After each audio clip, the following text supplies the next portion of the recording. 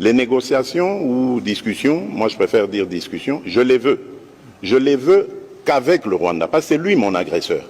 Et je l'ai dit d'ailleurs dans la salle à Addis Abeba, à Paul Kagame lui-même, en disant « C'est vous que je veux avoir de face à moi dans une discussion pour savoir et vous poser la question de savoir qu'est-ce que vous voulez à mon pays et à mon peuple. Pourquoi vous continuez indéfiniment de tuer mes compatriotes et de piller les ressources de mon pays. C'est tout ce que je veux comme thème du dialogue, parce qu'il n'y a rien d'autre.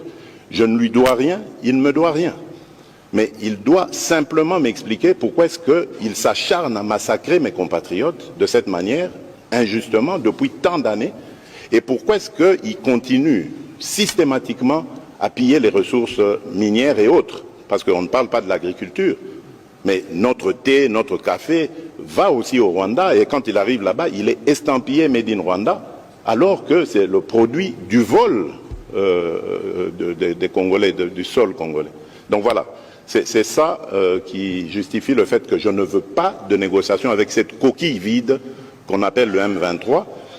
Et d'ailleurs, j'en veux pour preuve le cas de l'Angola, poser la question au président angolais qui m'avait aussi demandé cette autorisation d'entrer en contact avec le M23 parce qu'il savait que moi je ne voulais pas discuter avec eux. Je lui ai dit, président, faites-le, mais vous me donnerez raison, vous verrez très vite que ces gens sont des pantins du Rwanda.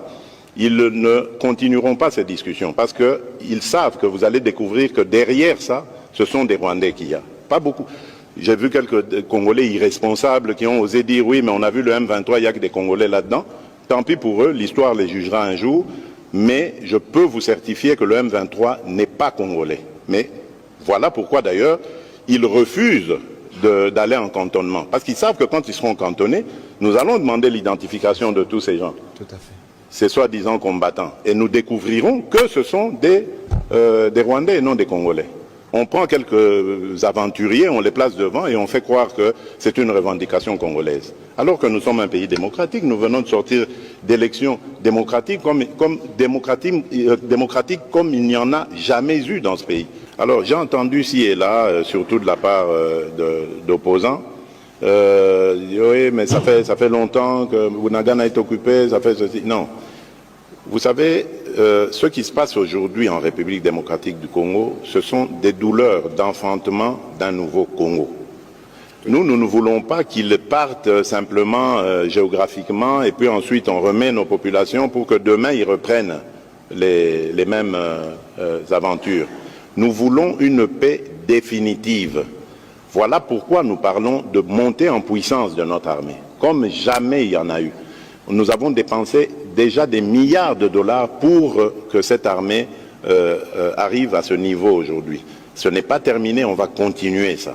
Parce que la meilleure manière, la meilleure attaque, comme on dit, c'est la défense. Donc nous devons avoir une force suffisamment dissuasive pour décourager des aventuriers comme Paul Kagame, par exemple, aujourd'hui, à l'avenir, de venir jouer en République démocratique du Congo. Voilà. Donc ça, c'est le premier objectif que nous visons. C'est pour ça que c'est très important de prendre le temps qu'il faut. Donc on ne va pas libérer Bunagana pour le libérer pour qu'après on retombe dans les mêmes travers.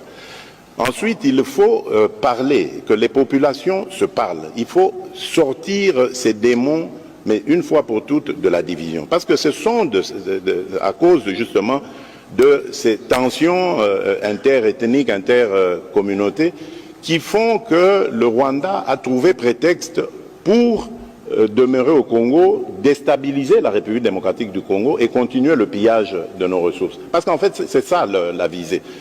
Le Rwanda aujourd'hui s'est construit grâce aux ressources. N'ayons pas honte de le dire, c'est une vérité. C'est grâce aux ressources volées à la République démocratique du Congo. Ils n'ont aucune industrie, demandez-leur. D'ailleurs, j'ai vu une fois, on posait la question au président Kagame, il a été incapable, il parlait d'une société de montage de tablettes, de choses. Enfin, c'est pas avec ça que vous développez un pays. Donc, vous comprenez que c'est le fruit du pillage de nos ressources, tant minérales que agricoles. et raison de plus encore pour vilipender, condamner cette attitude de l'Union européenne qui ose signer un MOU avec un receleur. Parce que c'est des produits volés à la République démocratique du Congo qu'il va vendre à l'Union européenne. Je me demande comment ils vont faire ça. On en parlera peut-être plus tard. Donc voilà ce que je peux vous dire. Je tiens vraiment à rassurer nos compatriotes. Nous ne les avons pas oubliés. Un jour, je leur fais cette promesse, ils vont rentrer chez eux, mais alors là, pour une paix durable et définitive.